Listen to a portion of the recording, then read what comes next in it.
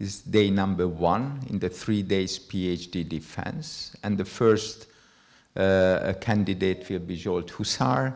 After that will be followed in Katalin Lugosi in neuroscience and psychiatry, where they will be here. And I am more than happy to welcome for the first 2 defense Martin Kolzenberg, who's member of Academia of Europea, a very key figure at the basic and clinical translational medicine section. Thank you very much for taking your very valuable time to come over for this defense. And he has really a significant involvement in research into pain mechanism and all these kind of field in peripheral neuropathy as well. But of course, the team is really a well-established Hungarian physicians and scientists. I'm also very pleased to introduce Professor László Szapáry from the University of Pécs, who is here today and acting as a member of the team. Also Zsolt Tatki from the University of Szeged. He is also involved highly in basic and clinical sciences. I am also very happy to introduce Bence Lázár from the University of Szeged, leading the Department of Psychiatry. I'm also very happy to introduce Tamás Kiss from Semmelweis University, who is here and taking part of the program. Gábor Varga, who is also part of the Semmelweis faculty and acting also vice director of the Center for Translational Medicine. We always have a statistician in the team, Réka Tóth, very welcome. And if there are any questions also and discussion, she can be involved. And we have also a methodology expert, Nazanin Götz, who is also joining to the faculty of the PhD defense. Now I think at that moment, I think I'm stopping. Welcome everybody and enjoy the 8th progress report of the students. Ladies and gentlemen, dear committee, dear colleagues, it is my pleasure to introduce my PhD student, Dr. Katalin Lugosi. She graduated from the Faculty of Medicine at Semmelweis University in 2011 with summa cum laude distinction. During her studies, she worked as a TDK student under the supervision of Professor Miklós Réthei, focusing on the ultrastructural examination of the filum terminale. She also received the 2nd prize at the university's TDK conference in the ophthalmology section for her project on the electrophysiological study on cone function in preterm infants, mentored by Professor Zsuzsanna Récsán. After graduation, Dr. Lugosi joined the Department of Neurology at Délpesti Centrum Hospital, and following a maternity leave, continued her professional work at the Department of Neurology of Bajcsy Zsilinszky Hospital, where she is currently employed. She obtained her specialization in neurology with excellent certification in 2020, and since then she has been providing independent care for multiple sclerosis patients at the Hospital Multiple Sclerosis Center. Dr. Lugosi began her PhD studies in 2021 in the Translational Medicine PhD program under my supervision, focusing on cognitive impairment in multiple sclerosis. She has already presented our research twice at the annual Congress of the Hungarian Neuroimmunological Society in 2022 and 2023. Katalin is dedicated and conscientious researcher, combining her professional commitment with the challenges of raising 3 children. Her progress throughout her PhD work has been remarkable, and I'm proud to introduce her presentation today. Thank you very much for your attention.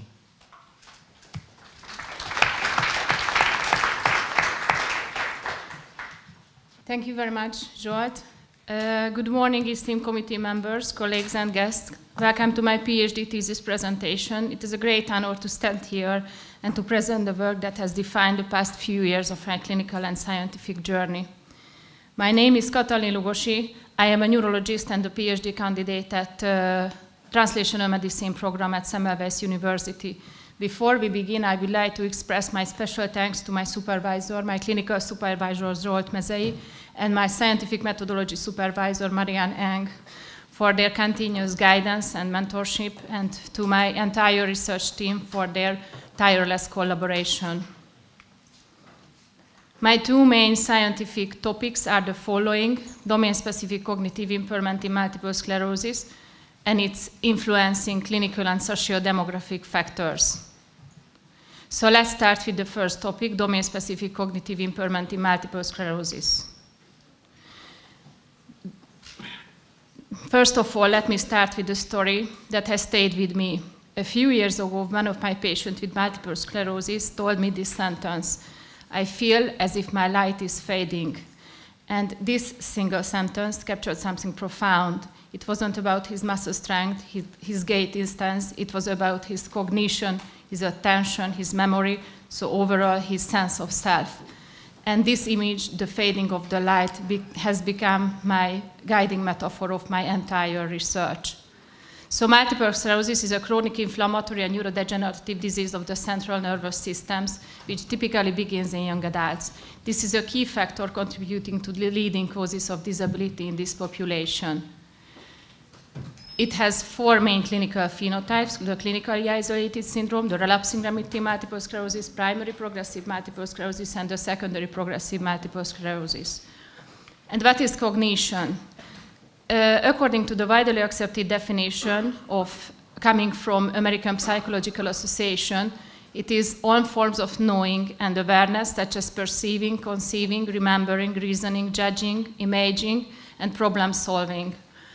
And according to the Diagnostic, Statistical, and Manual of Mental Disorders, 5th edition, multiple sclerosis is discussed under the heading of mild cognitive impairment. Cognition comprises 6 main cognitive domains: the information processing speed, complex attention, executive functions, language function, learning and memory, social cognition, and visuospatial abilities. Cognitive impairment is one of the most common life-altering consequences of multiple sclerosis and emerges as a significant determinant of overall disability, leading to social, familial, and economic isolation. We can measure and we can quantify the cognitive functions via neurocognitive, neuropsychological tests. We can measure the different cognitive domains one by one with single tests, or we can measure the overall cognitive, the complex cognitive functions via neuropsychological tests, batteries or test series.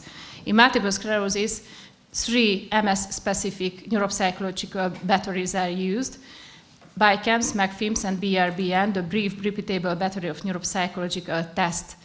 We have chosen this BRBN test battery because of its high sensitivity and specificity, and because of the wide coverage of the different cognitive domains. You can see here the different single tests of this BRBN test battery in the right side of the image. And what was the clinical and scientific gap that needed to be addressed? It is a fact that MS care has improved thanks to the pharmacological advances which reduce relapses and physical disability. But cognitive impairment remains insufficiently addressed, under-recognized and under-treated. Cognitive impairment is common in multiple sclerosis, contributing to long-term disability. So addressing cognitive impairment is crucial for quality of life, independence, and socioeconomic burden in young adults with multiple sclerosis. However, there is a knowledge gap because the prevalence, the characteristics, the determinants of domain-specific cognitive impairment in MS are poorly defined, despite its clinical relevance, because without understanding domain-specific cognitive impairment prevalence and patterns, targeted prevention and treatment strategies cannot be developed. Here you can see our methodology. It was a systematic review and meta-analysis focusing on the prevalence of domain-specific cognitive impairment via BRBN test battery in the MS subtypes. 2 independent reviewers have been working on the selection, extraction, bias checking.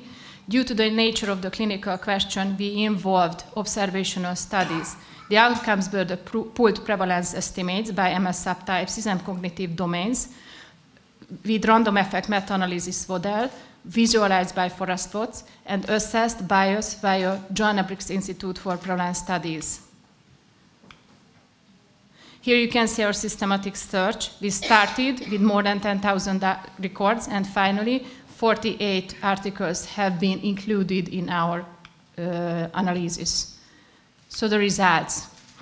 First, we stated that the definition of cognitive impairment in MS is inconsistent in the literature because different cutoff values used in consideration of what is normal and what is impaired.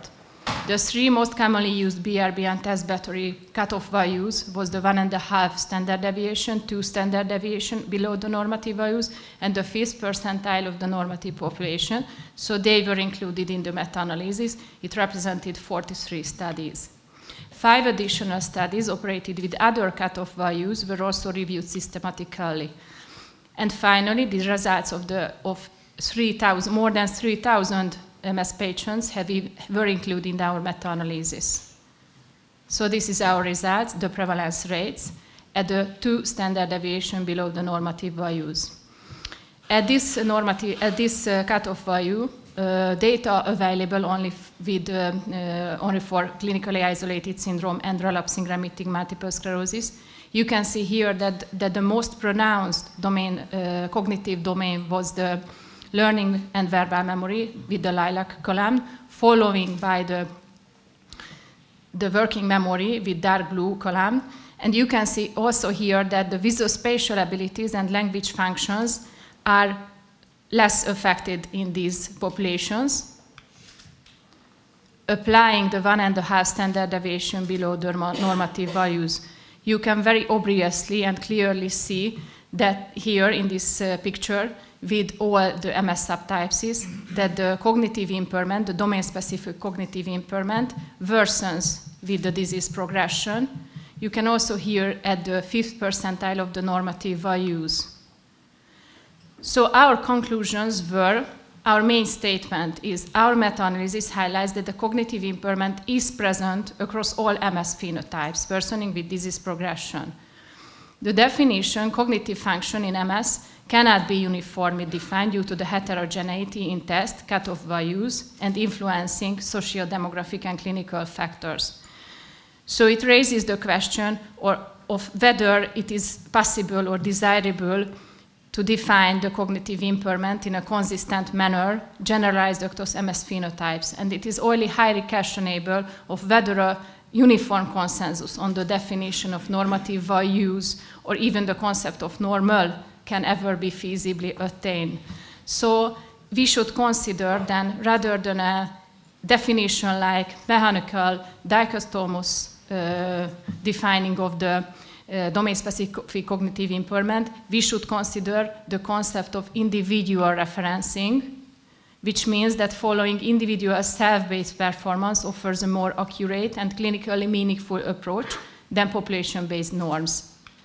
It is obvious that this needs for follow-up studies.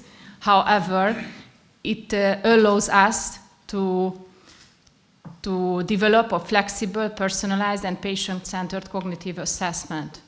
Just a few words about the risk of bias assessment. Overall, it was a moderate risk due to the selection bias and performance bias. So in summary, we introduced individual referencing approach as a novel approach in assessing cognitive impairment in MS.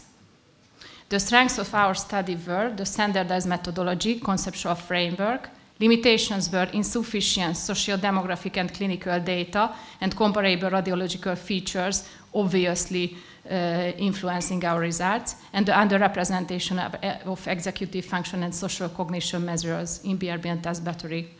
The implication is individual referencing approach can improve both clinical practice and future research of MS-related cognitive impairment.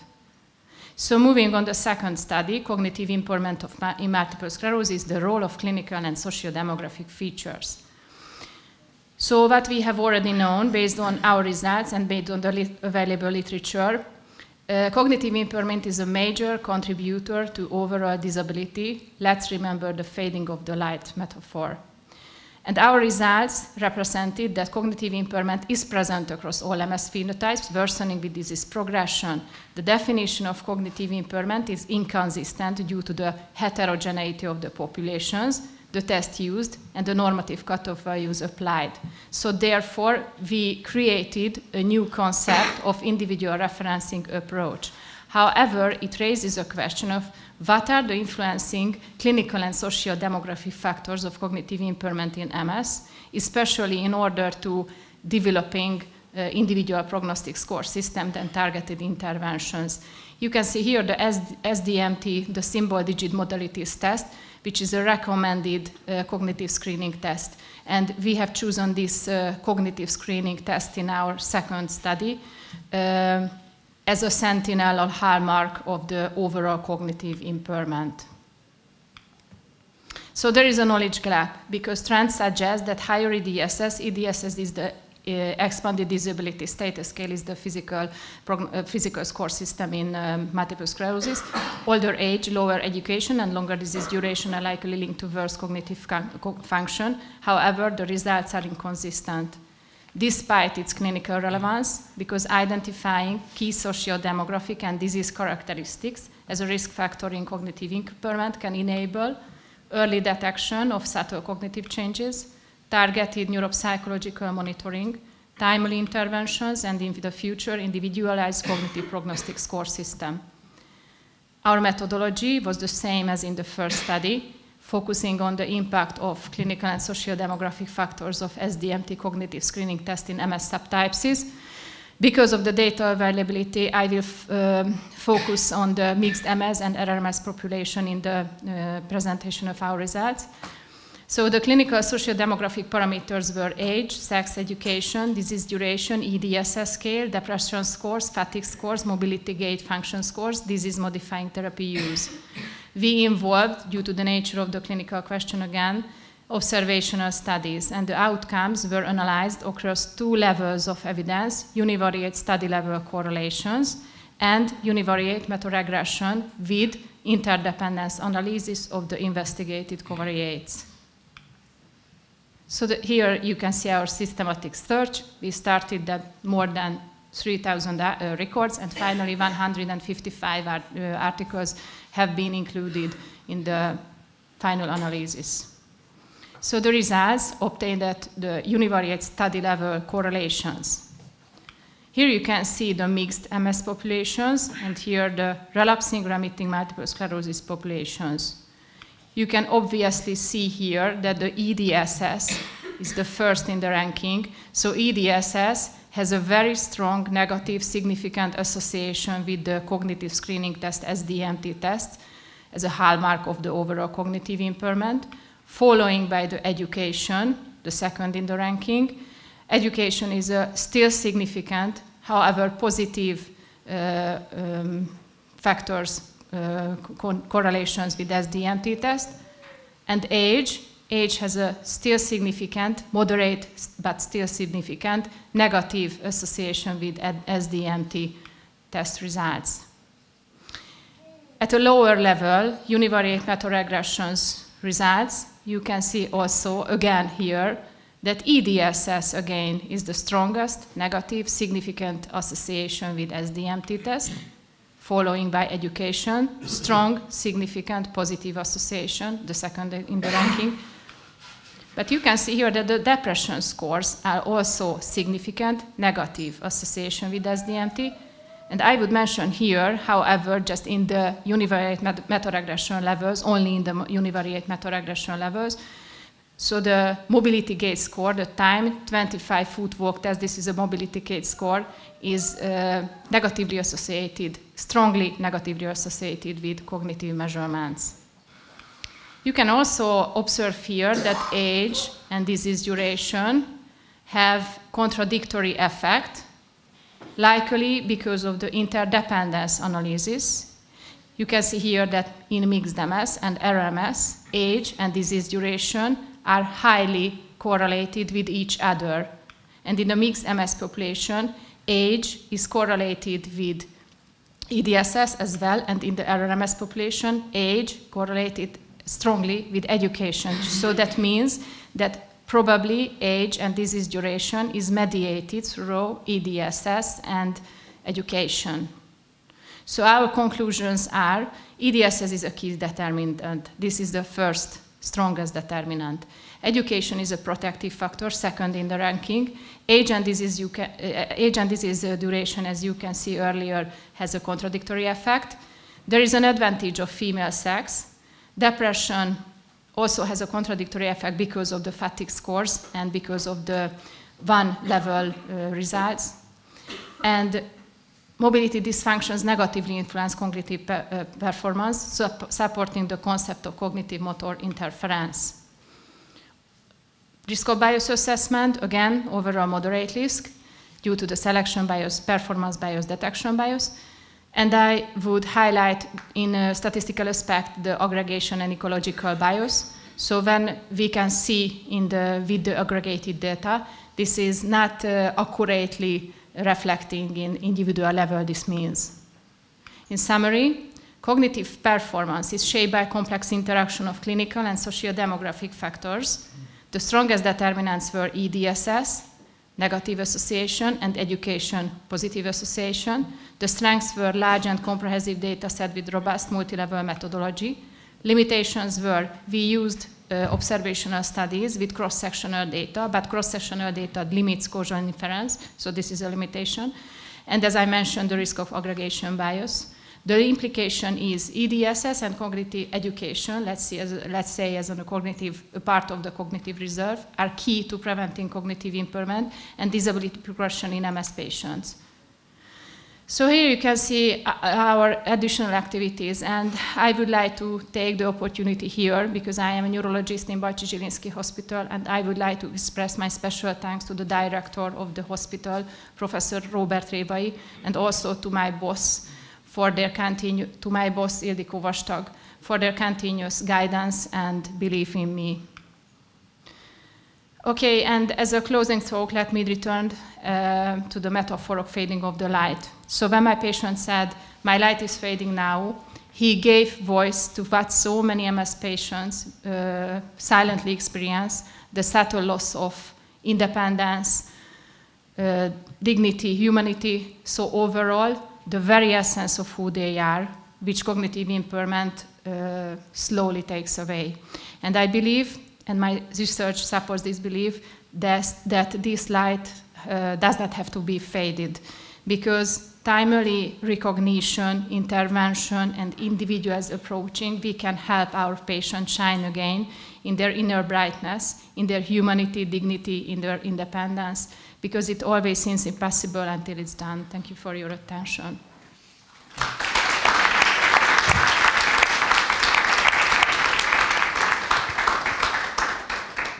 Thank you very much for this nice summary. And I would like now to invite the opponents to speak. May I start?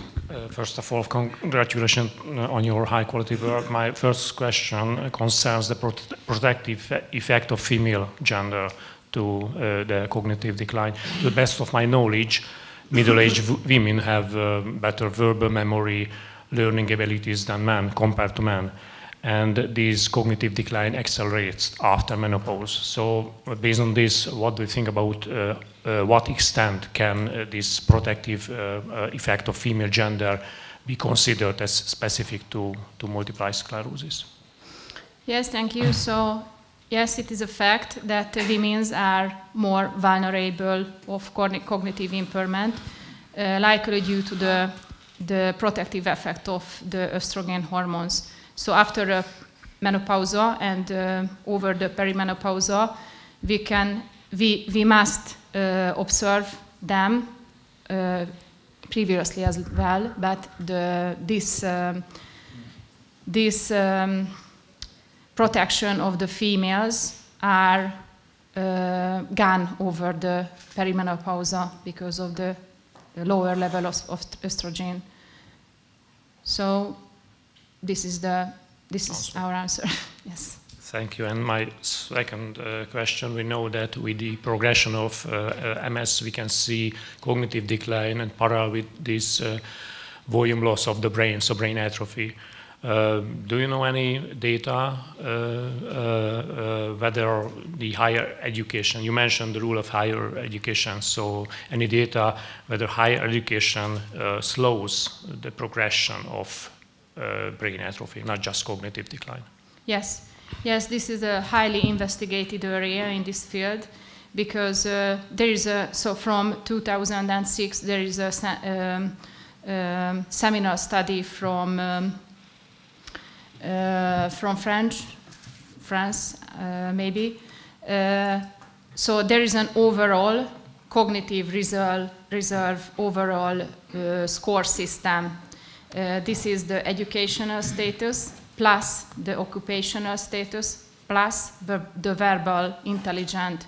So this is a composite score system. There is a composite score system with these three parameters, and this is the cognitive reserve. And cognitive reserve is influencing via the neuroplasticity. So cognitive reserve means that the protection of the brain from attacks, from different attacks. So yes, education, occupational status, and verbal intelligence, this is a composite score system, and obviously plus social, familial, economic connections of the patients is counted as well. Congratulations, it was a really impressive work. So I have 3 questions actually. First is when do you need to test the patient regarding the relapse? When is it during the relapse or after, between relapses? What's the right strategy here? Yes, it's very, very important because it was the exclusion, the reason of one of the exclusions in our study, because we cannot obviously measure the cognitive functions during the clinical attack. So during the during the relapse. So, and after at least 3 weeks. So, because it obviously not will highly reflect to the real cognitive functions. So during the relapse, it's not relevant to measure the cognitive functions, and after 3 weeks, at least 3 weeks. So this is the recommendation in this field. Thank you. Since your data collection and those papers were published, the diagnostic criteria of multiple sclerosis has changed. Do you think, does that affect your interpretation of your results, or it has no impact on it? Yes, I think it will have an impact on our results as well, because with the new diagnostic criteria system, we will capture the patients earlier than before. So, and it is a luck for us because we can highlight patient earlier, and we can highlight the cognitive functions as well earlier. So we can measure it as an earlier phase of the disease, because the new diagnostic system allows us to define or to diagnose patient earlier. So obviously the cognitive functions will be measured earlier. All right, thank you very much. And my last question: what is the future regarding the follow-up of these patients? So EDS, cognitive assessment, and imaging together needs to be done and performed. Yes. Obviously, the imaging techniques, so the neuroradiological features, it's very, very important. And unfortunately, we had no enough data on this. Despite its relevance, it's very high clinical relevance and research relevance as well. So these sociodemographic and clinical parameters and radiological features as well. It's very, very important, yes. Thank you very much.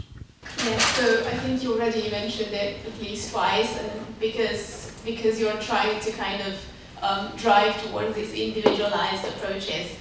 Could you explain a bit more about this aggregation ecological bias and how that could affect your results and your approach specifically? Yes, thank you. It's a very important statistical aspect because aggregation bias and ecological bias is, let's say, hanging over our entire study. So it's a high limitation. So in statistical aspects, so it means that what we can see with using aggregated data, it not perfectly allows us to make conclusions in individual level. And our conclusions are made before of the high heterogeneity of the populations regarding the clinical and sociodemographic features, and the used test and the used cutoff values. And this was the reason why we created the new concept of individual referencing.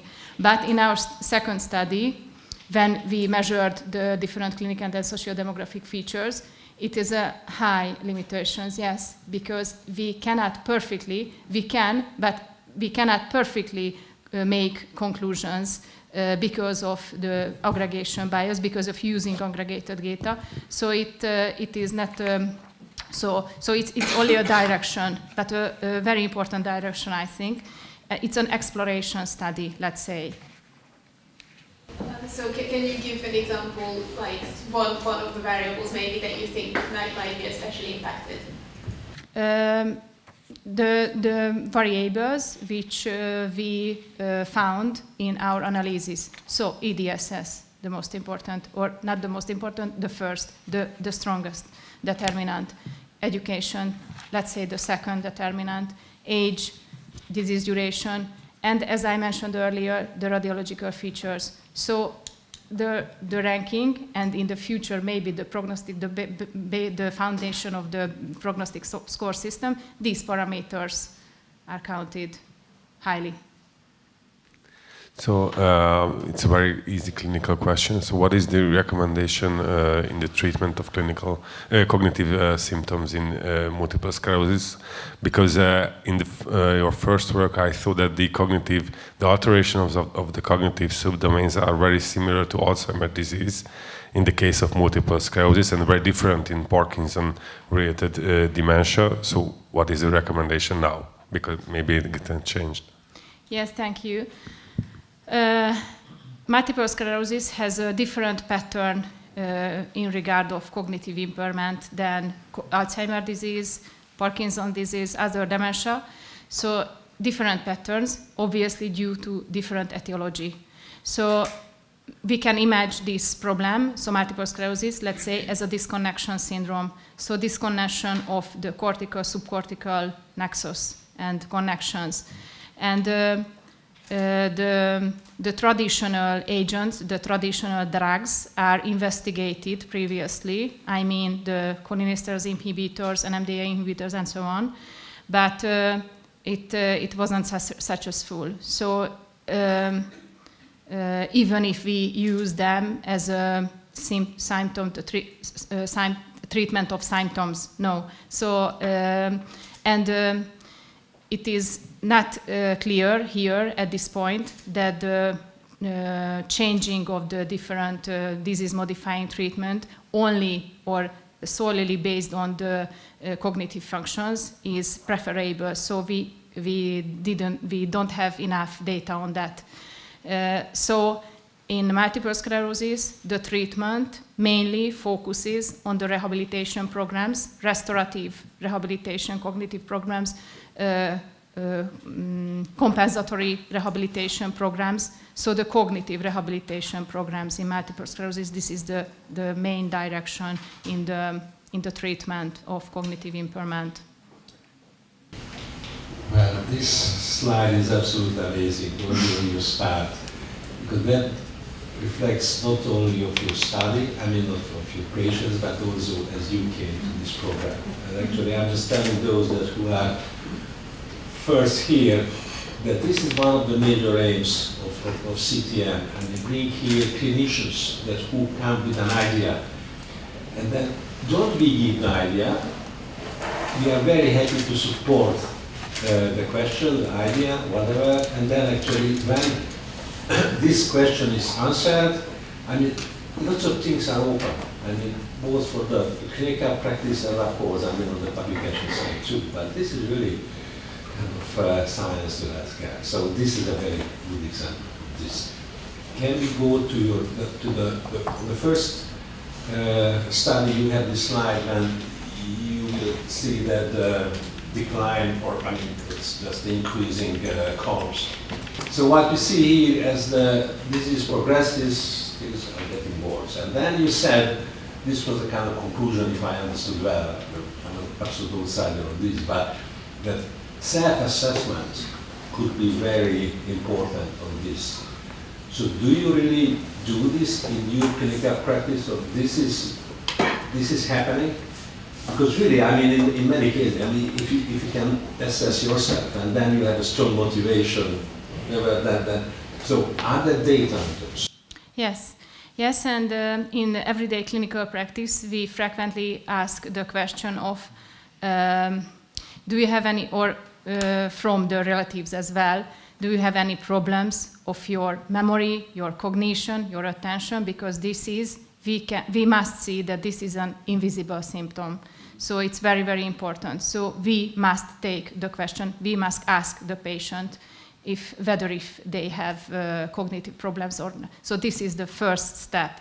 And yes, there are a few studies on the patient-reported outcomes and the importance of the patient-reported outcomes. So it is very, very important because it can capture the subtle cognitive changes which we probably cannot see in the everyday clinical practice or even with cognitive tests, and this is the importance and so the importance of the individual referencing approach. So cognitive tests are very, very important, but only tests and only numbers. And the very important and the most important is what the patient says and what the patient feels about themselves, so the own in their lifestyles. So what is problem in their lifestyles, not with a number, with a neuropsychological test number, but exactly in their life, in their lifestyles, in their occupation, in their familial status, in their economic status, in their workplace, so and so on. So this is very, very important, the self-reported outcomes, the self-reported let's say the patient-reported outcomes, and the single questions in the everyday clinical practice, yes, because this is the first step. My other question is absolutely amateur and non-science, but maybe it could be to turn to science. I mean, there are multiple cognitive functions, okay, and then develop this. Can you pick up one or two which would be maybe most important ones to somebody who's declining? I mean, that we just see them learning the language, for example, or some other languages also. So in your practice, actually, because now we go to translation, yes. Really, are there certain, I would say, that practices which could be even better than others? Mm-hmm. Yes, yes, and there are some investigations on this topic as well, from 2006 and from 2020, from DeLuca. DeLuca is a US cognitive scientist in multiple sclerosis. It's so it's an amazing researcher, and they wrote with their colleagues that the information processing speed, obviously based on different studies, so it's not only an opinion. Information processing speed and attention is a core feature in the pattern of cognitive impairment in multiple sclerosis. So, and therefore, SDMT test, as I mentioned, the symbol digit modalities test, which measures the information processing speed. Therefore, this is the reason that it is a cognitive screening test, because information processing speed is a core feature, and every other cognitive domains are following this information processing speed, because these cognitive domains are obviously correlated with each other, but the core feature, the very early feature, is the information processing speed. And we found that in our results that yes, at least a quarter of the patients are affected, even if they are in the early stage of the disease, the clinically isolated syndrome, the information processing speed. So this is the sentinel, or how can I say it? Yes. What are the potential limitations or advantages of using the individual referencing instead of the fixed normative thresholds in MS? The limitation, I think, in my opinion, the main limitation is we cannot say the exact number or the exact the number of what does it mean the worsening of so what does it mean progression. So I must measure the cognitive functions at the baseline, at the diagnosis of multiple sclerosis, and according to the recommendations, at least annually. But so what does it mean progression? 4 points, 8 points, or more, or there are recommendations, but recommendations are again inconsistent. As I said, 4 points, 8 points, 1.5 standard deviation, at least 10% progression or 20% progression. So I don't know exactly, or at this time we don't know exactly what does it mean progression after 1 year, 2 years, or more years. The assessment that you have used for cognitive impairment was the single modality test. I mean, that involves also motor function as well as visual function. So how can you correct for that? It's a limitation, yes, because we have chosen the SDMT test as a recommended cognitive screening test as a hallmark of overall cognitive impairment. But as I mentioned, this is a limitation. We had no enough information with the other cognitive domains as well, because we stated that SDMT test highly reflects to the overall cognitive impairment. So yes, this is a limitation, because we thought that SDMT, not thought, it is a recommendation, it is an obvious recommendation that SDMT test is a cognitive screening test, but this is a limitation in our studies, as I mentioned, yes. So could you think about alternatives? Sorry? Could you think about alternatives or think about how you could compensate for that? I mean, there may be patients who have no impairment of motor control that is relevant for the execution of the test. You could test for that, couldn't you? I feel as I don't understand exactly your question, sorry. So the question is that if you carry out a test, you need manual dexterity for carrying out the test.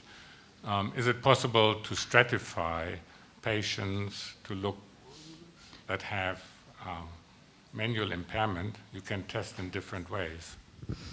Yes, at this time, so there are normative values, but different normative values. And if a neuropsychological test is validated in a country, it is obvious that there is a normative population as well with this test.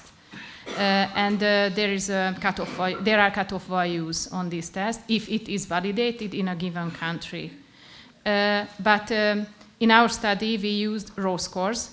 Therefore, so this was the reason, because different cutoff values are used. No, I understand that you rely on previously published data, but yes. I was thinking, if you had the choice, how could you think about tests that would allow you to make a distinction whether the impairment is real cognitive impairment or whether there is a motor impairment that contributes to that? I mean, what would be an idea how you could do that?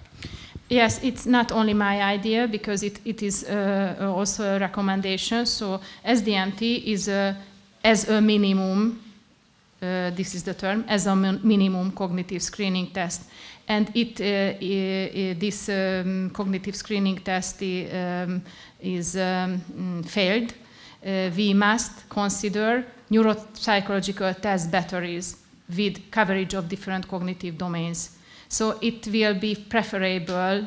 It's obvious that it will be preferable to use neuropsychological batteries, maybe at the baseline, but it requires specialists, neuropsychologists, and in everyday clinical practice with caring MS patients, we have no enough time to measure. It takes 1.5 hours to take the neuropsychological test batteries. So in everyday clinical practice, SDMT is as a minimum test, as a cognitive screening test, but if it worsens or if it is, so it's notes-specific cognitive impairment or FADE test, we must take the patient to the neuropsychologist in order to measure neuropsychological test batteries. So yes, it would be preferable, but it's we have no enough. Could you use motor tests? I mean, could Yes. you all do other tests to show, like, sort of whole pack tests to see whether people who have also impairment there, whether that correlates with your cognitive evaluation? So has that correlation been done? Because I understand that this is this whole pack test has yes. been done. There's a written version or oral version, or there is digital version of these tests, computerized version. But if we use computerized digital version of these tests, as well as the SDMT test, the normative values are not the same. Sure. Thank you. Well, I'm Zsolt Molnár. I'm an intensivist, but I happen to be the group leader of COTI since 2021, and that was a real pleasure to be one of the group leaders. So that is my comment, and to be honest, I haven't heard you speaking for ages, I think, and this presentation was amazing, Kati, really. Thank you. Your slides, the style, everything's top-notch. And your question made me ask a question, because, I mean, this is wonderful what you presented here, and gives us a very solid foundation of a prospective study. So are you planning to do anything, or is anything ongoing? Thank you. Unfortunately not. Not is ongoing, but I plan, yes. I plan to create a prospective study. Yes, it would be very important and very interesting in this field. Oh, sorry. On the influencing factors, other parameters involving in the investigation, radiological features. I am very interested and curious about the radiological features influencing the cognitive domains. And what is stronger, radiological features, EDSS, or disease duration, and so on. So because of lacking data about the radiological features, I really plan to create a prospective study. Observational prospective study, yes. So that's interesting. So when you look at the EDSS, do you like that scale? No, I don't like. So it's a very non-linear scale. Yes. So you'll get 1 point from walking with a stick to sitting in a wheelchair. That has massive impact on the life of patients. So I know that everybody uses that. I've been using that when I was told to, as a trainee, to do that. But everybody says that it's a horrible scale. So why has there not been improvement? Cognitive impairment is lacking in this EDSS test. So this is mainly focusing on the physical status. Yeah. So the cognitive functions are absolutely excluded in this score system. Yes. So I think this is the main limitation, and it's a very time-consuming test. The different steps, one by one, and the overall. So we will get a number of 1.5, 2.5, and what does it mean? So I know that the treatments, the following of the patients are based on these EDSS tests. Everything is based on these EDSS tests. MRI. And yes, MRI as well. So MRI correlations with EDSS test, but EDSS test is not perfectly reflecting on the patient itself. So you mentioned that you wanted to use MRI for future studies to look at the correlation. I mean, it's an obvious question, but I mean, how confident are you that the lesion load and the distribution of the lesion load gives you information about cognitive impairment. When you look at motor impairment, for instance, neurophysiological measures are arguably better to predict long-term prognosis compared to MRI. Yes, the most important is the correlation of neuroradiological features and neuropsychological tests. And not only or not solely the lesion load, but the most important, and this was investigated very frequently, that the atrophy, the whole brain atrophy, the cortical atrophy, and the strongest is the thalamus atrophy. So not only, or the lesion load is very important, but not the most important. Cortical atrophy, whole brain atrophy, and the strongly correlation is with the thalamus atrophy. So, and fMRI techniques. So it's very expensive. That's a very surprise, hard not the thalamus, isn't that? Sorry? That's a it's surprise. Yes. Additional. So the additional radiological feature is the fMRI during measuring of the neuropsychological test, the fMRI techniques. So this is very interesting and yes. Okay. We have time for more questions. Somebody wants to ask further questions? Okay, then thank you very much for good presentation and defense. So on behalf of the committee, I'd like to congratulate Dr. Lugosi for defense, well done, and for thesis. So the committee awarded you summa cum laude with 4.83. So this is a very, very high score. So all the best for future studies and as a recognition of a study well done.